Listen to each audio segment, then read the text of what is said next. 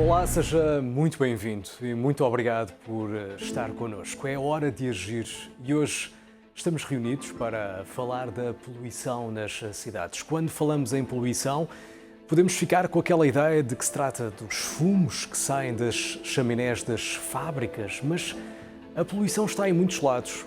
Também pode estar presente de uma forma mais discreta noutras situações e, igualmente, de uma forma impactante. Hoje falamos da poluição nas cidades e, nesta altura em que está connosco, queremos saber a sua opinião. Estamos perto de si no Twitter com a hashtag #HoraAgir. Nesta altura, pode já partilhar connosco a sua opinião. Fale-nos dos bons exemplos de ação que tem feito pelo nosso futuro. Já sabe, no Twitter agora estamos mais perto de si, hashtag #HoraAgir. Para falarmos da poluição nas cidades, são nossos convidados Paulo Saldiva, é médico e investigador da Faculdade de Medicina de São Paulo, e também Nelzair Viana, investigadora em saúde ambiental. Estão os dois connosco a partir do Brasil. E também Ricardo Campos, presidente do Fórum da Energia e Clima, observador consultivo da CPLP. Muito obrigado aos três por estarem neste episódio do Hora de Agir. Ricardo, uma maior consciência sobre o impacto das alterações climáticas é o que também pode originar esta importância deste tema. Ricardo, estarmos agora aqui a falar da poluição das cidades. Marcos, viva! Deixa-me enviar também uma saudação muito amiga para o Paulo Saldiva, para a Nelzair Viana, a nossa Nelza, que é também diretora nacional no Brasil do Fórum da Energia e Clima, e dizer que estas alterações climáticas estão umbilicalmente ligadas com esta poluição. Todos os dias despejamos na atmosfera mais 165 milhões de toneladas de gases com efeito de estufa. Este lixo gasoso que se concentra na atmosfera está a provocar o aquecimento global, mas antes disso, quando nós estamos em contacto com estes agentes poluentes, está também a destruir a nossa saúde. Isso é o que diz a OMS, 7 milhões de pessoas morrem prematuramente todos os anos devido à exposição à poluição do ar. A revista Lancet já fala em cerca de 9 milhões de pessoas e nós temos que parar de poluir. E para pararmos significa descarbonizarmos a economia, significa avançarmos mais rapidamente para a mobilidade elétrica, para uma economia mais sustentável, porque ao mesmo tempo estaremos também a cuidar da nossa saúde, da qualidade de vida e do futuro das nossas cidades. Paulo Saldiva, falemos agora das cidades que concentraram milhões de pessoas no século XX. Na verdade, muitas delas continuam assim. Na sua opinião, como médico, há uma relação direta nestes locais entre a poluição e as doenças que afetaram as pessoas nestes aglomerados? Eu não tenho dúvida alguma de que a poluição do ar é um grande evento, é um grande agravante das condições de doenças respiratórias, de aumento de doenças cardiovasculares. Há evidências muito sólidas de estar relacionada com câncer de pulmão. E a poluição do ar, quando uma cidade, por exemplo, ela deixa de ser industrial e se sofistica, passa a vender serviços, como acontece com a maior parte das cidades desenvolvidas, as novas fontes de poluição são os veículos.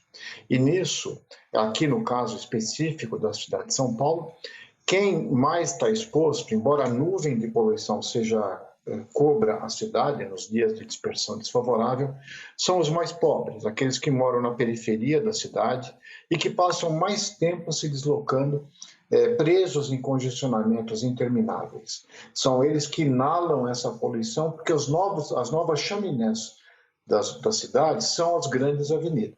Por isso que nós calculamos, como patologista, a gente mede o acúmulo de poluentes, porque todos nós carregamos em nosso pulmão uma espécie de tatuagem de fuligem, você pode medir e pode comparar com o tabaco. Em média, na cidade de São Paulo, nós fumamos, sem ter escolha, de 2 a 3 cigarros por dia. Nós fizemos esse estudo em mais de 1.000 pessoas que faleceram em diferentes pontos da cidade e tinham todos os seus antecedentes e todas as suas tempo de deslocamento. Isso significa para alguns nada, porque nós temos condições de suportar isso, mas haverá sempre aqueles que, por suas performances genéticas e também por suas, digamos, predisposições por estarem mais doentes, isso vai fazer a diferença entre saúde e doença e entre vida e morte. Na cidade de São Paulo, nós temos na região metropolitana uma ordem de 8.000 mortes prematuras anuais pela poluição do ar. Isso é um número muito maior, por exemplo, do que as doenças por acidente de trânsito. Ou seja, nós temos que combater, porque isso a gente não tem escolha individual. O cigarro você pode escolher se acende ou apaga, mas a poluição não. Você depende de políticas públicas. A hora é de agir. É uma questão, de facto, muito relevante. O Paulo connosco a partir de São Paulo e em Salvador da Bahia está a Nelzair Viana. Nelzair, para falarmos agora na monitorização da qualidade do ar no mundo inteiro, que é muito escassa devido ao alto custo das estações automáticas. Como é que se pode ultrapassar essa barreira? Sim, Marcos, o monitoramento da qualidade do ar é um grande desafio no mundo inteiro. E isso é muito importante para avaliar os riscos à saúde e também para desenvolver percepção de riscos na comunidade. Existem várias formas de monitorar o ar. A Organização Mundial de Saúde, ela recomenda, inclusive, a utilização de ferramentas alternativas ao método mecânico. O ar da cidade, ele pode ser monitorado de outras formas, como aqui em Salvador, nós utilizamos o biomonitoramento através de plantas. E, neste caso, nós usamos uma espécie de bromélia, um antilante seusneoides, onde foi possível detectar os níveis de metais presentes nas partículas que ficam suspensas no ar. Atualmente, poucas cidades no mundo, como, por exemplo, em Lisboa, têm usado outros métodos que são mais acessíveis, como sensores de baixo custo, para medir essa qualidade do ar. E isso é interessante porque a população pode acompanhar diariamente como está a qualidade do ar e daí decidir, por exemplo, se é uma boa hora para fazer atividade ao ar livre ou até algumas pessoas que já sofrem de doenças respiratórias e cardiovasculares pode evitar determinados locais. Então, nós do Fórum de Energia e Clima estamos, nesse momento, preparando uma proposta para apresentar ao Fundo Especial da CPLP, que utilizará estes sensores de baixo custo para analisar a qualidade do ar em diferentes cidades, nos 9 países da CPLP. Ricardo Campos, será que as cidades estão cada vez mais conscientes para o impacto da poluição e medir a qualidade do ar é uma boa ideia, mas que soluções podem ser aplicadas para termos resultados de uma forma rápida? Marcos, eu diria que nós temos de reduzir a nossa exposição a esses agentes poluentes e temos de reduzir os agentes poluentes também. Isso pode ser conseguido reduzindo o número de carros nas cidades, tornando os transportes públicos ainda mais atraentes. A qualidade, o conforto, a segurança são aqui aspectos muito importantes. Já aqui falámos em outros programas dos autocarros com CCTV para melhorar a segurança, com a disponibilização da Wi-Fi. Falámos também aqui da importância de eliminar barreiras ao acesso ao transporte público, como foi, por exemplo, esta medida do passo único em Lisboa e no Porto. Também a subsidiação que tornou os transportes públicos mais baratos. A importância também da digitalização dos transportes e já há locais onde nós temos já plataformas onde podemos gerir a oferta disponível e assim programarmos a nossa vida. Diria que também a substituição da frota de autocarros a diesel e a gás natural por autocarros elétricos pode conduzir a ganhos significativos. Há uma aliança já de cidades do mundo que representa cerca de 80 milhões de pessoas que o está a fazer, que já só compra autocarros elétricos, e é significativo que em Portugal algumas cidades, alguns concelhos já só estejam a comprar também autocarros elétricos. A restrição do trânsito de veículos a combustão interna em determinadas zonas das cidades é uma medida também que pode ser importante. Cidades como Madrid, Barcelona, Londres, Paris, Roma já fizeram esta restrição, o que faz com que determinadas zonas estejam agora menos poluídas e com esta expansão dos postos de carregamento e com a aposta das marcas na mobilidade elétrica, eu penso que esse será um caminho que fará com que outras cidades o façam também. Paulo Saldiva, há 1 ano e meio que o mundo está a viver uma pandemia e de repente ficámos fechados em casa. Houve menos poluição, mas tivemos um vírus a correr pelas cidades. O que foi, aliás, o que é possível aprender com essa forma como as pandemias se propagam nas cidades? Pois é, foi um experimento natural, né? Como se nós tivéssemos, de forma indireta, diminuído o ritmo da cidade, estimulado o trabalho em casa, o home office, e, consequentemente, a demanda sobre mobilidade caiu e, consequentemente, a poluição do ar também caiu. Óbvio que a gente podia ter feito isso de uma forma menos dolorosa, mas é possível quantificar os benefícios inerentes da queda da mobilidade e da redução da poluição do ar. E talvez essa seja um bom instrumento para a gente oferecer aos tomadores de decisão. Todo mundo sabe quanto custa mudar a energia e a mobilidade. Todo mundo diz que isso é um custo, é um investimento, é uma despesa para reduzir tanto os poluentes de efeito local quanto os gases de efeito estufa. Mas todas as modelagens econômicas mostram que o custo de você reduzir poluição, ele no fundo dá lucro. Lucro porque ele evita custos de saúde diretos e perdas econômicas indiretas à família, por exemplo, por mortalidade precoce e perda de produtividade. Desculpe eu como médico falar de custo, mas eu acredito que, além dos aspectos morais, éticos e de saúde, nós devemos também discutir que nós estamos subsidiando formas de energia e formas de vida que são, digamos, estão sendo subsidiadas não só com recursos públicos, porque todos nós pagamos pelas avenidas, todos nós subsidiamos combustível, mas também com o nosso bolso. Eu acho que essa seria para um prefeito poderia ter a melhor solução possível para tomar uma decisão sabendo que ele vai estar poupando vidas e também poupando dinheiro.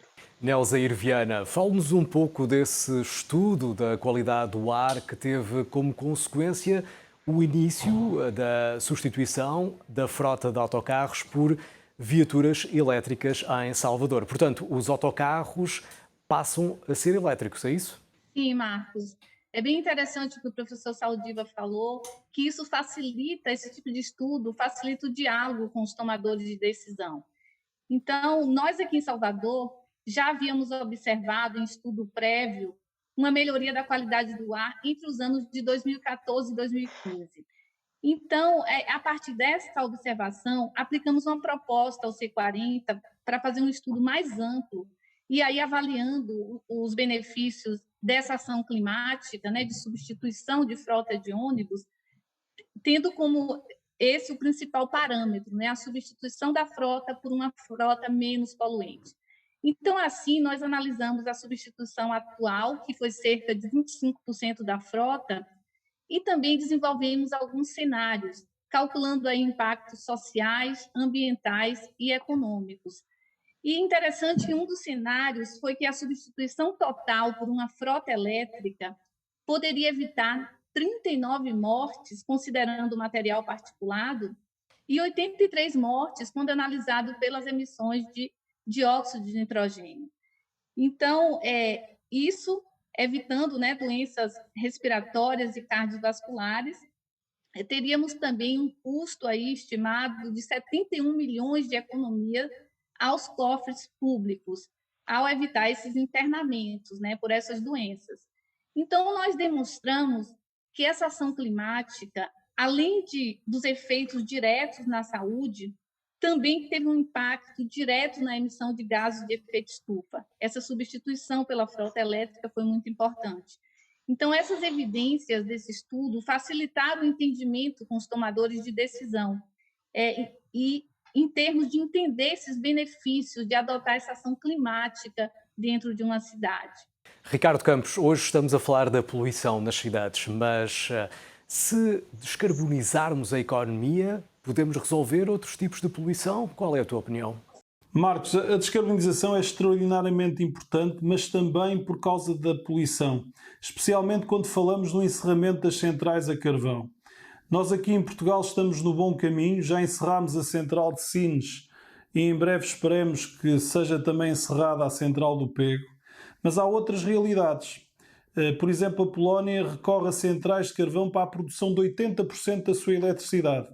E depois vemos Varsóvia, onde praticamente não é em determinadas alturas do dia não se pode sair à rua porque o ar é irrespirável. 50 mil pessoas morrem prematuramente em Varsóvia devido a esta poluição do ar.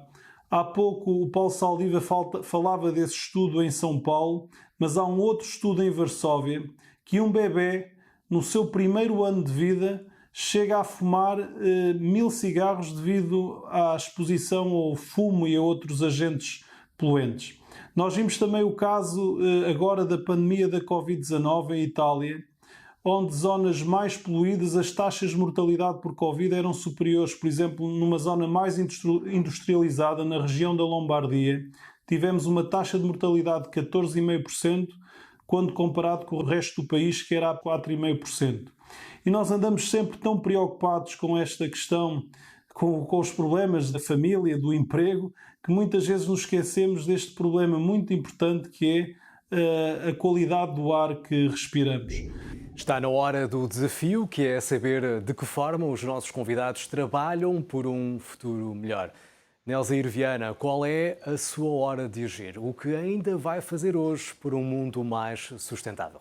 Então, além do meu ativismo científico e ambiental, eu procuro sempre trazer a sustentabilidade para dentro da minha vida, em tudo que faço. Hoje, por exemplo, penso que a minha hora de agir aconteceu quando eu preparei meu almoço, cozinhando com produtos que foram produzidos bem perto da minha região. Assim, eu posso evitar essa poluição gerada pelo transporte. Paulo, qual vai ser a sua ação hoje e que vai fazer toda a diferença? Eu vou para o hospital trabalhar e farei com a minha bicicleta como faço todos os dias. E com isso eu não só melhoro minha saúde, evito prejudicar a saúde dos outros e consigo enxergar a cidade que eu vivo. Pois na bicicleta você discute num mundo muito mais amplo. Ricardo Campos, partilha connosco. Qual é a tua hora de agir? Marcos, eu tenho procurado que todo o resíduo que eu produzo seja reciclado. E há 2 dias atrás fui ao Ecocentro depositar alguns resíduos que separei, que tinha de coisas antigas que tinha ali na garagem, e verifiquei um sinal muito positivo. Ao conversar com o funcionário, cada vez são mais as pessoas que fazem reciclagem, e cheguei a encontrar um espectador nosso que disse-me que estava ali também a fazer a sua hora de agir, o que é também um sinal muito positivo. E sem dúvida que a nossa comunidade vai continuar a aumentar. Muito obrigado a todos pelo vosso contributo muito importante neste Hora de Agir. Obrigado por estar connosco, é bom sentir a sua presença. É hora de agir. Inscreve-te gratuitamente como membro em energiaeclima.org e participa nos projetos da equipa do teu país. Fórum da Energia e Clima.